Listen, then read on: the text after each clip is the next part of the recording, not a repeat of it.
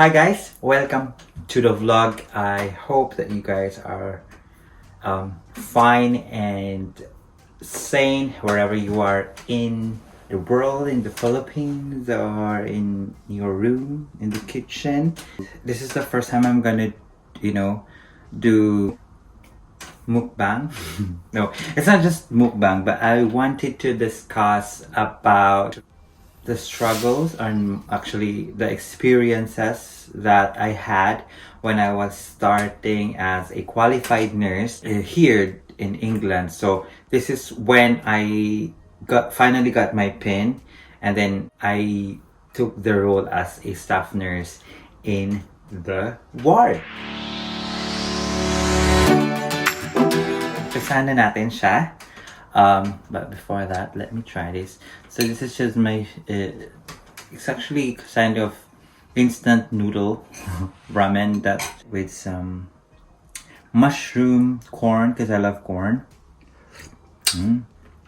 Seaweed, some sesame seeds. I put a little bit of marine sauce and sake, cooking sake oil. I don't know. It's good. I've got my kimchi here. So first struggle was learning the routine of, like I've said from my previous video, which was my journey to UK. I think somehow I've explained there na I was a band for a few months because of the pandemic. So I was able to learn the routine, but then as a nurse, you have to get to practice the series of activities you do in a day. On a day shift, handover, well, actually we have a huddle. The entire ward will have a huddle for any important announcements and concerns in the ward. And then we would do the handover with the nurses. After that, we would help with the wash. Also, we do have to help with the washing. And also, it's part of the nursing care that we all provide. Specifically in my ward and in my trust, I believe. I'm not sure with the other trust, you could have a different story, you could have a different experience. But I'm speaking on what I have experienced in my ward. And then after washing, normally if they're independent, you would just give them toiletries, towels if they needed. Normally we would start the drug pill round at 8 in the morning, and then the doctor would do their rounds. Some of the doctors would want to be with you during their rounds, or some well the others just carries on. It's not the same as in the Philippines na kailangan lagi kang nakabuntot sa doctors. But here it's not like that. Doctors and nurses and other healthcare workers are all equally working together. There's no, there is hierarchy, but you won't feel that rank power or power of ranks. Is that correct?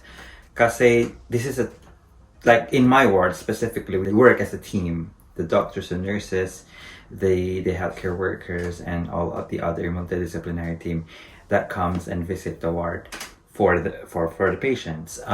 We also have sometimes we have social worker. So yeah, after that we would have a 30 minutes break in the morning, and then we start the second pill round. I should be eating into lumalamig na yung food ko.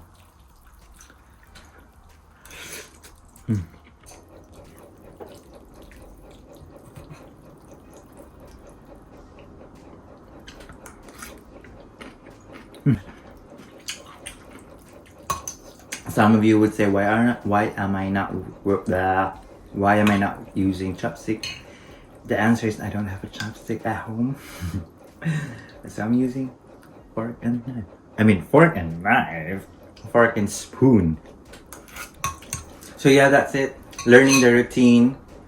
And then eventually I got used to it, and then as much as possible with my Filipino co-workers, especially the new ones that comes in the ward, I want them to learn how immediately kung ano yung routine. Kasi yun yung struggle ko yung parang iba kasi yung culture ng work dito kaysa sa Philippines. So, second would be language. I know that we've all done our English test before coming here, but it's still different when you are speaking to a naturally British accent people. It was a challenge to understand the accent. I'm working in Midlands, so most of their accent here is Derbyshire. So at the beginning of my the first month I was just like, what the hell are they talking? I could understand. Sometimes if they laugh, I would laugh as if I'm understanding kung ano yung sinasabi nila. There are times like I would just say yes, and then I don't know what I said yes to.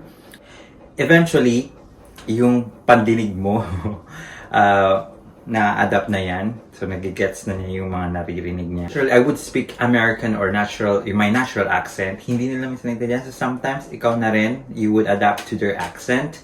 And that's how they understand you. Third would be speaking up. I think it is a struggle because Filipinos tayo, usually parang yes lang tayo ng yes sa mga trabaho. Like, if may iutos sa atin na, would you be able to do this? And we would just say, yes. And our reasoning is, okay lang, we're just new, bago pa tayo. So parang, sunod-sunudan lang muna tayo. I'm guilty. I'm guilty on that. As you go along, you would learn how to speak up. Like, you would learn how to say no. You would learn how to challenge yourself to speak up, not just to your co-nurses, but to the doctors if you think something is different or if you feel like you're not comfortable with the task, let your senior nurse, your sister, your band 6 nurse, or the doctor know, or whoever, or your colleague know that you're not comfortable with it. It was at the beginning a struggle for us to speak up because yung mindset namin na parang wala pa kaming karapatan, but the fact is, day one pa lang, you have the right to speak up. So if you must speak up. Don't be scared. And also, you should know that you're speaking up for the right thing. If your conscience is clear, then there's nothing wrong about speaking up for a certain situation or certain thing that you're not comfortable with. Is that clear? Let me proceed with my food.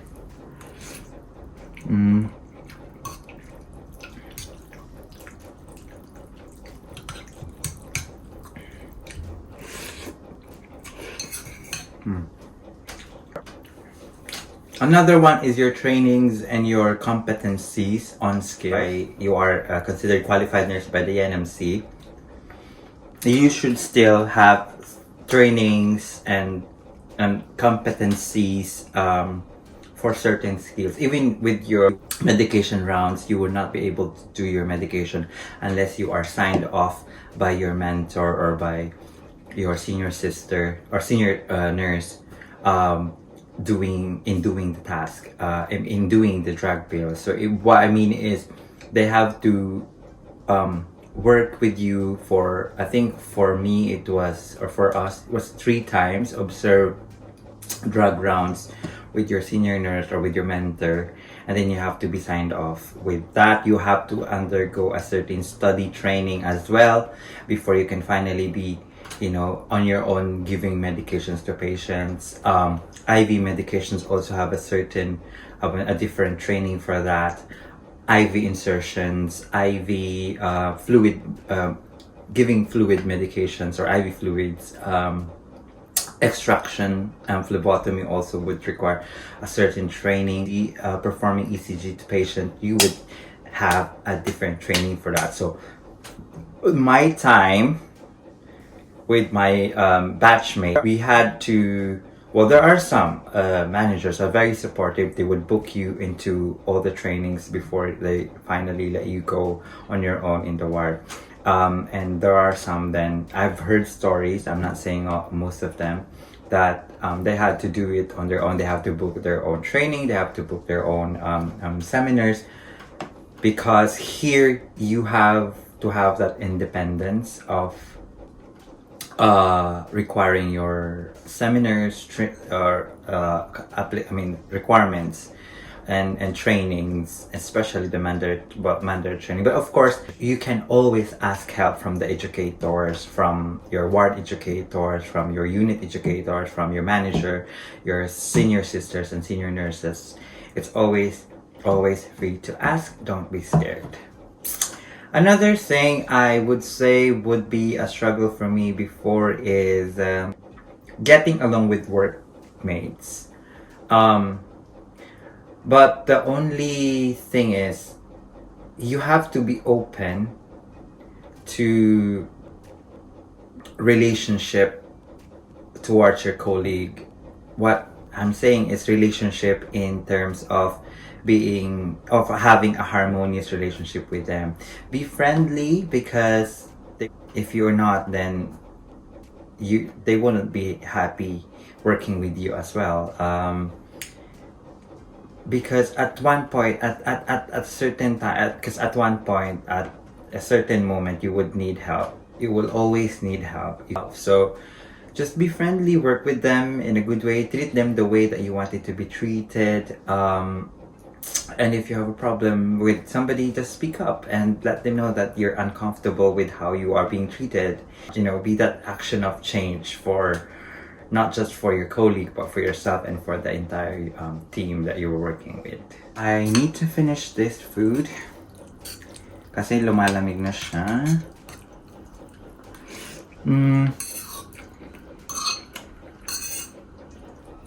Like I said, those were just the struggles that I have experienced personally, and I'm not speaking generally for the rest of the Filipino nurses here. They have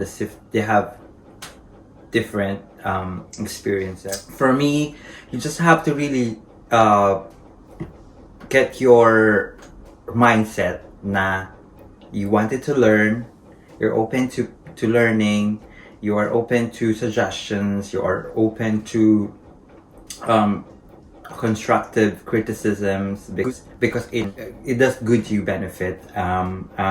So those were the struggles I've had when I was starting, and now I just do the job. I know I'm still not 100% competent.